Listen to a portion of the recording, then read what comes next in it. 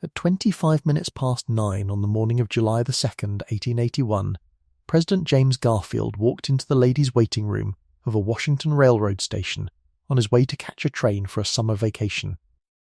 He had been president for 4 months. A man stepped up behind him, drew a revolver, and fired twice. The first shot grazed Garfield's arm. The second struck him just above the waist and lodged deep inside his body. As the president collapsed onto the station floor, his grey summer suit darkening with blood, the man who had just shot him turned toward the panicking crowd, not to flee, but to explain himself. "I am a stalwart of the stalwarts," he shouted, invoking the hardline Republican faction he counted himself among. "Arthur is president now." He was arrested on the spot, without a struggle. The first doctor to reach the president's side tried to offer reassurance. Garfield looked back at him and said, "Doctor, I am a dead man." He was right. But it would take him 79 more days to die, and when he finally did, the single most contested question in the entire case wouldn't be who pulled the trigger. Everyone already knew that. It would be what actually killed him. Before we go any further, I want you to hold on to a question, because the man on trial for this murder asked it himself, out loud, in open court, and medical historians still haven't fully settled it. If a bullet wounds a man, and then the treatment for that wound is what actually kills him weeks later, who is responsible for his death? Keep that in mind. By the end of this, you'll understand exactly why Charles Guiteau himself stood up and insisted the doctors were the ones who'd done it, not him. James Garfield was, by the standards of his own era, close to a living myth before any of this happened to him. Born in a one-room log cabin in Ohio in 1831, the last American president to be born in one he lost his father before he turned 2, and was raised in genuine poverty by a mother who sold off most of the family's land just to keep the rest of them fed. He worked his way through college, returned to teach ancient languages at the same small Ohio institute he'd studied at, and became its president at the age of 25. When the Civil War came, he raised and led his own regiment, fought at Shiloh and Chickamauga, and rose to Major General before resigning his commission to take a seat in Congress, where he served for the next 17 years. In 1880, he became the only man in American history elected president directly out of the House of Representatives. One of his own campaign biographers was Horatio Alger, the writer whose name had already become a byword for exactly the kind of rags to riches American story Garfield's own life seemed to prove was real. He had been in office a little over 4 months when Charles Guiteau stepped up behind him in that train station. Charles Julius Guiteau was born in 1841 in Freeport, Illinois, the fourth of 6 children. His mother died when he was 7. His father, Luther, was a strict, deeply religious man who held to the belief that certain men of sufficient faith could avoid death entirely, and who beat his son as a child to correct a speech impediment. At 18, encouraged by his father, Guiteau joined the Oneida Community, a utopian religious commune in upstate New York, built around the teachings of John Humphrey Noyes, which practiced shared property and a system its members called complex marriage. Guiteau had joined expecting, among other things, ready access to the community's women. Instead, according to multiple accounts, the women of Oneida found him so unappealing that he earned a cruel nickname behind his back, Charles Get Out. He spent 6 miserable years there, resentful of the manual labour assigned to him and subjected to the community's practice of mutual criticism, in which members would gather to catalogue a person's flaws to their face while they sat in silence. He left Oneida, tried unsuccessfully to sue the community for compensation for his years of service, and drifted through one failed career after another. He passed the Illinois bar and practiced law badly. He married a young librarian named Annie Bunn, whom he treated with what testimony would later describe as intense cruelty, on one occasion locking her in a closet. She divorced him. He turned to preaching, publishing a religious pamphlet called The Truth, that was, by most later assessments, largely plagiarized from Noyes' own writings. He tried collecting bills, tried selling insurance, and failed at nearly everything he attempted, always convinced that the failure belonged to everyone around him rather than to himself. In 1880, during the presidential campaign, Guiteau wrote and occasionally delivered a speech supporting the Republican candidate, James Garfield, to small, largely indifferent audiences. Garfield won the election. In Guiteau's mind, his own minor, barely noticed contribution had been decisive. He moved to Washington and began appearing at the White House and the State Department, requesting a diplomatic posting first to Vienna then, when that was refused, to Paris as what he considered his rightful reward for delivering the presidency. He was turned away, repeatedly, for months. Eventually a State Department official told him plainly to stop coming. Guiteau decided that Garfield's continued presidency was now actively harming the Republican Party, and that removing him was, in his words, a duty assigned to him from a higher authority. He bought a revolver, selecting one with an ivory handle because he thought it would look impressive in a museum display afterward, and began stalking the president around Washington, watching him at Lafayette Square and following him to church. Garfield's wife, Lucretia, had nearly died of malaria that spring, and on June the 18th, Guiteau was waiting at the same railroad station with his gun as the president personally escorted her onto a train bound for the New Jersey shore, where she was to recover in the sea air. He had planned to shoot Garfield that day. Watching the president gently support his frail, still recovering wife onto the train, Guiteau lost his nerve. He later wrote from his prison cell that Mrs. Garfield looked so thin and clung so tenderly to the president's arm, my heart failed me to part them. He decided to wait. 2 weeks later, on July the 2nd, Garfield returned to that same station alone to catch his own train east to finally join her. This time, nothing stopped him. If you're new to this channel, this is exactly the kind of documentary we build every week cases that once consumed an entire country and then had crucial parts of the story quietly left out of how they get remembered. If you want the next one the moment it's published, this is a good point to subscribe, because what happened to President Garfield after the shooting is where this story stops being simple. Garfield was carried upstairs in the station, where the first physician to actually treat him was a prominent black surgeon named Charles Purvis, who had reportedly kept up with newer research on infection and its causes. Purvis's role in Garfield's care didn't last. A Civil War surgeon and boyhood acquaintance of Garfield's from Ohio, Dr. Willard Bliss, whose own given first name, by an accident of his parents choosing decades earlier, happened to be Doctor arrived shortly afterward and effectively took charge of the president's care for what would become the next 79 days. Largely excluding both Purvis and other physicians from any meaningful involvement in the process that followed. Here is where the story most people already know starts to look very different from what actually happened. The bullet itself, lodged behind Garfield's pancreas, was almost certainly not, on its own, a fatal wound. What killed him was what came next. Bliss and the doctors working under him repeatedly probed the wound, by hand and with unsterilized metal instruments, searching for the bullet at a time when the germ theory of infection, already gaining acceptance among physicians in Europe, had still not been widely adopted in American medical practice. Each probe introduced fresh bacteria deeper into Garfield's body. Over the following weeks, the wound turned septic. Doctors cut new incisions searching for pockets of infection, further compounding the damage. Garfield's weight collapsed from around 200 pounds to little more than 130.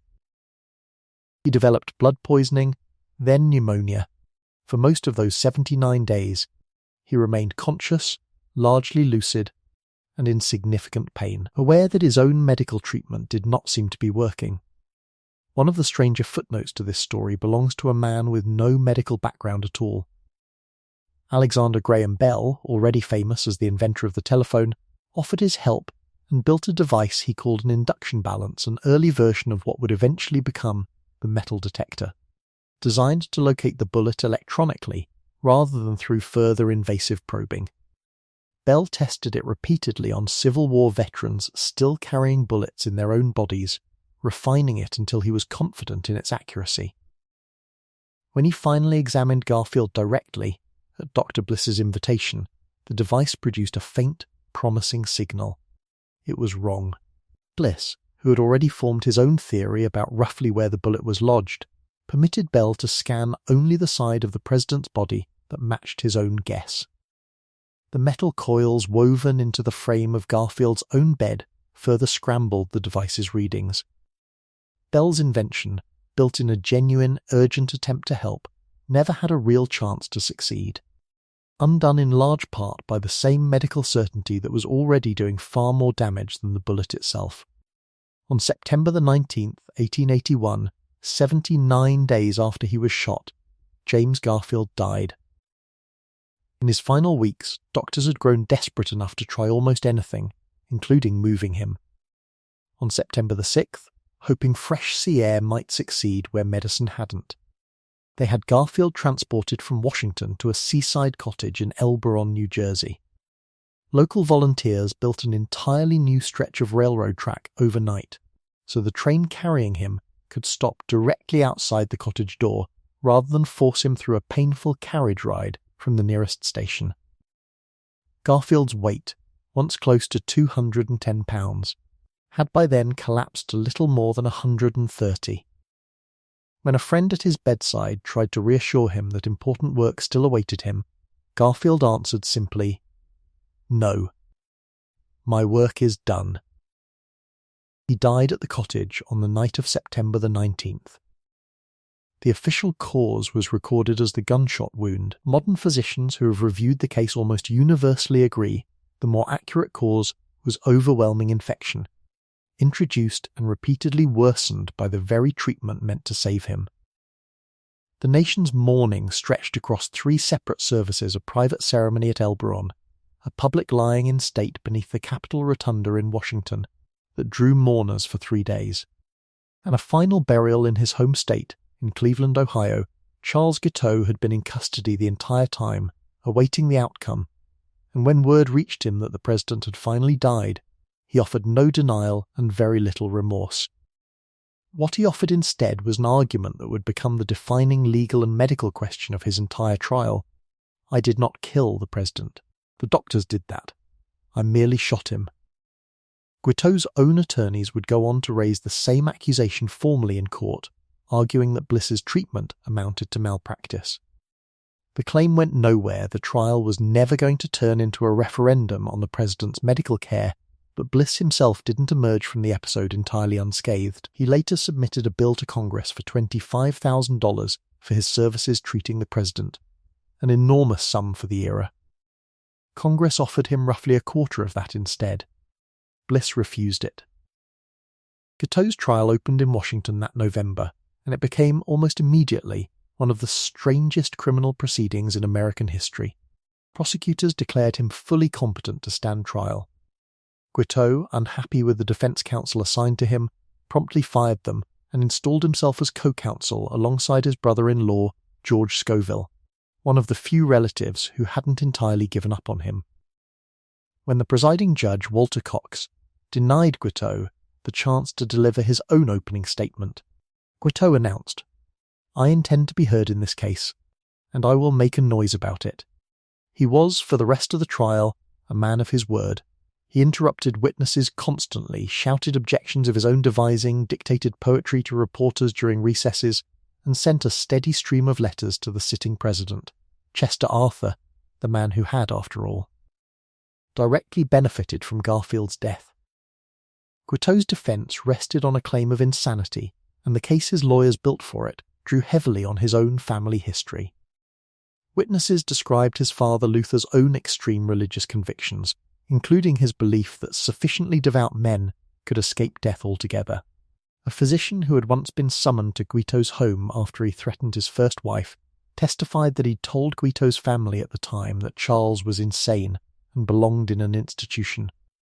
Guiteau's own sister, who had defended him and made excuses for his behaviour longer than almost anyone else in the family, separately told authorities about an incident years earlier in which Charles had come after her with an axe. "It was the look of his face that frightened me," she recalled. "He looked to me like a wild animal."